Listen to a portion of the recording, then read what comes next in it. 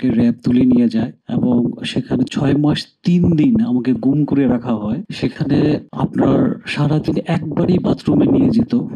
দ্বিতীয়বার বাথরুমে যাওয়ার কোনো সুযোগ নাই।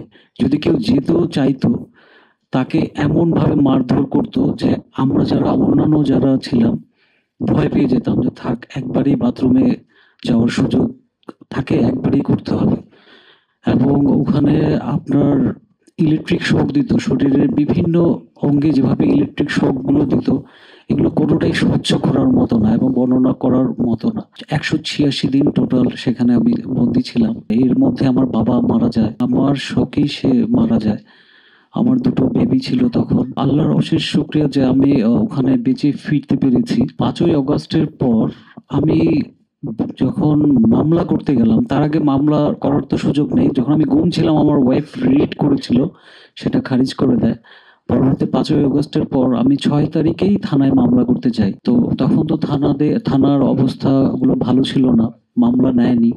আমি পরে সিএমএম কোর্টে মামলা করার জন্য গেলাম। আমি হয়েছি গুম, বাট আমাকে মামলা করতে হচ্ছে কিডন্যাপিং এর উপরে। বিগত ফ্যাসিস্ট সরকার এত সুন্দর করে গুমের উপর ডিপেন্ড করে থাকতে চেয়েছিল।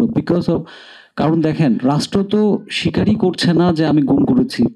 আবার যদিও আপনি গুম হবেন, গুম হওয়ার জন্য যে ডেফিনিশনটা সম্পূর্ণ ভিন্ন। আবার তারা দেখেন এই গুমের উপর ডিপেন্ড করেই তারা রাজনীতিটা করতে চেয়েছিল, ক্ষমতায় থাকতে চেয়েছিল। কারণ গুমের কোনো বিধানই তারা করেনি। এই যে এখানে যারা গুম পরিবারের যারা এসছেন, প্রত্যেকজনের দুঃখের মর্মান্তিক কান্নার ঘটনাগুলো কিন্তু সেম।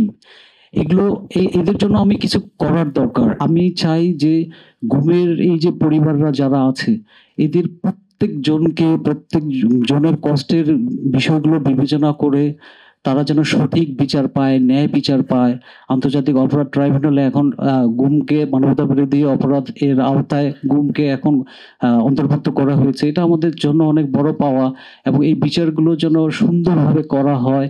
এই বিচারগুলো যেন সর্বোচ্চ শাস্তি দেওয়া হয়। এটাই আমার চাওয়া একজন আইনজীবী হিসেবে।